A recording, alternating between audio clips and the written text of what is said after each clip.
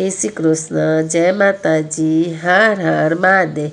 ચૈત્રી નવરાત્રિ એ આપણા આત્માની કલ્યાણનું પર્વ છે। તો ચૈત્રી નવરાત્રિ વિશે જાણીએ। શરીર શક્તિનો સંબંધી આત્મા છે।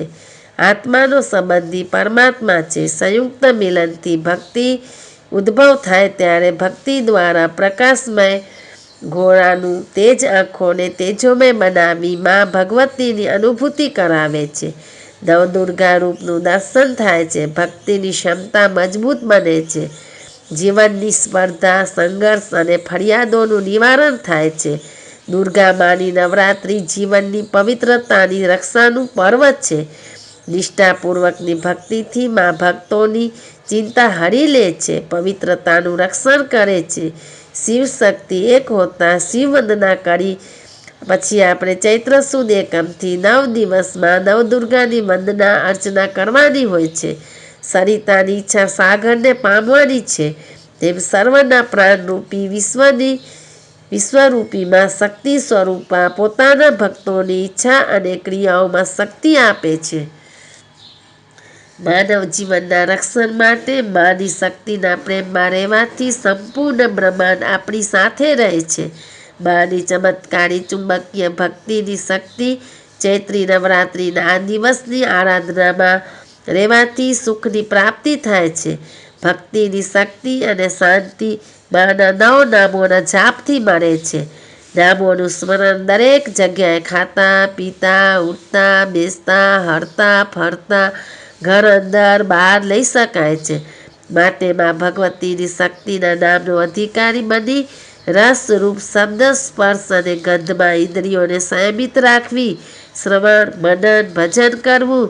મા શક્તિની શ્રદ્ધામાં જેવી મતિ હશે તેવી ગતિ આપણને મળશે। માનો સહારો માનવીની દયાને તારે છે। માનવ જીવનની જ્યોતિ તેના કામ અને કર્મોમાં જ છે। જ્યારે નવરાત્રિની 9 જ્યોતિનો ઝગમગાટ ગરબે ઘૂમવાથી તેમજ આદ્ય શક્તિ મા કાલી, મા લક્ષ્મીજી અને મા સરસ્વતીની સ્થાપના દ્વારા જ્યોતિના દર્શન થાય છે। મા શક્તિનું નામ અને કામ મોટું છે। ભાવભીની આંખોથી પૂજન, અર્ચન, ઉપવાસ કરવામાં આવે તો મા શક્તિની જ્યોતિનું પ્રાગટ્ય થાય છે। ચૈત્રી નવરાત્રિના આરંભે માનવ જીવન નિજ મંદિરમાં નવદુર્ગાની જ્યોતિને હૃદયમાં પ્રગટાવી એ જ નવરાત્રિ પર્વની શોભા વંદના છે। ભગવતી માનવીના આસુરી બળનો નાશ કરે છે। માનવીનું શારીરિક બળ અને આત્મબળ પર્વત જેવું રાખે છે। સ્વર્ગની સીડીઓ ચડવામાં સહાયક બને છે। પર્વ નિમિત્તે શક્તિ સ્વરૂપા દેવીનો ભક્તિના માધ્યમથી અમૃતપાન કરવું, તેની છાયામાં રહીને ગુણગાન ગાઈ માના મંડપની શોભા વધારવી, જીવનના આત્મકલ્યાણને નિહાળી માના પરિબળોને યાદ કરી ભક્તિમાં રહેવું, જેથી ભવિષ્ય અને વર્તમાન કાળમાં ચારિત્ર, જ્ઞાન, ધર્મદ્રષ્ટિ અને દર્શનની પ્રાપ્તિ થાય છે। કેરી પાકે ત્યારે મીઠી લાગે છે, માટે દુર્ગા માની ભક્તિ પરિપક્વ કરવી, તેના ગુણોનો ગ્રહણ કરવો, કારણ કે સાત્વિકતાના પરિબળો ઉન્નતિના માર્ગ લઈ જાય છે। માનું ગાયન કરી તન મન સાથે શક્તિના શિરને ઝુકાવવું અને મા શક્તિની આરાધના કરવી।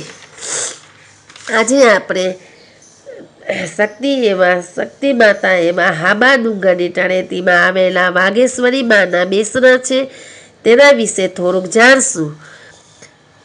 ચૈત્રી નવરાત્રિનું પ્રથમ નોરતું એ વર્ષ દરમિયાન 4 નવરાત્રિમાં આવે છે। એમાં પ્રથમ નવરાત્રિ ચૈત્ર સુદ એકમથી રામનવમી સુધી ઉજવાય છે। આ નોરતામાં માઈ ભક્તો ઉપવાસ, ધ્યાન, કીર્તન કરી શુદ્ધ ભાવે માતાજીની આરાધના કરે છે। પરમ શક્તિમાં હાબાઈનો હુંકારનાથી સમગ્ર સૃષ્ટિ ચેતનવંતી રહે છે। અણુ અણુમાં વસનારા દેવી સર્વ જીવોનું કલ્યાણ કરે છે। માતૃકા પૂજન માનવ સભ્યતા જેટલું જ પ્રાચીન છે। કચ્છરાની ખરી વિરાસત ગામડાઓમાં પરાતી પરત છે, જે અનેક ભૂકંપ તથા કુદરતી આપદા પછી પણ ઉત્તરોત્તર અકબંધ રહી છે। ભુજ તાલુકાના હબાઈ ગામે હાબા ડુંગરની તળેટીમાં મા વાઘેશ્વરીના બેસણા છે। અહીં મા વાઘેશ્વરીનું પ્રાચીન સ્થાનક છે, તેમાં ગુપ્તગામીની માં સરસ્વતીના પ્રસાદરૂપી પવિત્ર પાણીનો કુંડ છે.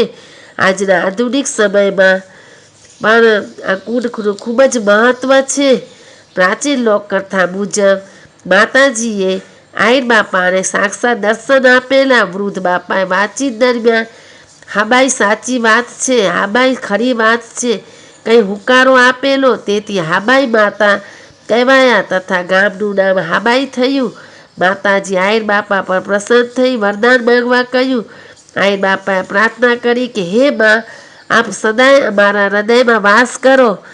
સદા શ્વાસ ઉચ્છ્વાસ હાબા ભરુમાં શરૈશ રત્ન રાગ હાબા ઘરુમાં નમો અમર હૃદય તાર તારણહારી નમો માતા હાબાઈ વંદુ ભવાની.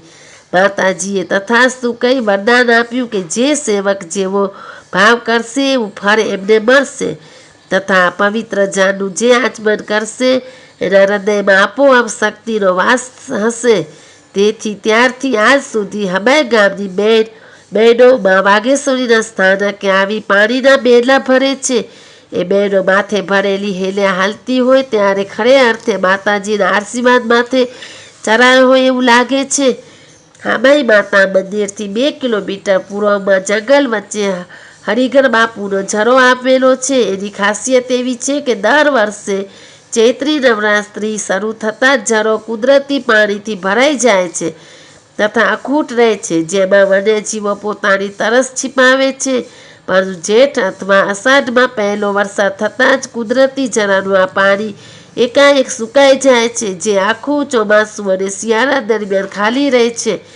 ખબાઈ મંદિર મધ્ય સંવત 1632માં તત્કાલીન મહંત સિદ્ધ સંત શ્રી શીતલગીરીજી બાપુએ જીવન સમાધિ લીધી હતી. ત્યારબાદ સંવત 1640માં એમના સિદ્ધ શિષ્ય પૂજ્ય પૃથ્વીગીરી બાપુએ જીવન સમાધિ લીધી હતી. આમાં પવિત્ર સ્થાનક તપસ્વીઓની તપોભૂમિ છે. વર્તમાન મત પૂજ્ય લક્ષ્મણગીરીજી બાપુ પરંપરાગત ચૈત્રી નોરતા ઉજવે છે. જાગીર પરંપરા મુજબ અમાસમાં સંધ્યા આરતી પછી શિવ પૂજન થાય છે તથા 9 દિવસ સવાર સાંજ ઝાલર આરતી તથા આઠમના સવારે હવન થાય છે. આ હતા આપણા હાબા ડુંગરની તળેટીમાં વસતા વાઘેશ્વરી માતાના બેસણા. જય વાઘેશ્વરી માત કી જય. હર હર મહાદેવ. ઓમ નમઃ શિવાય.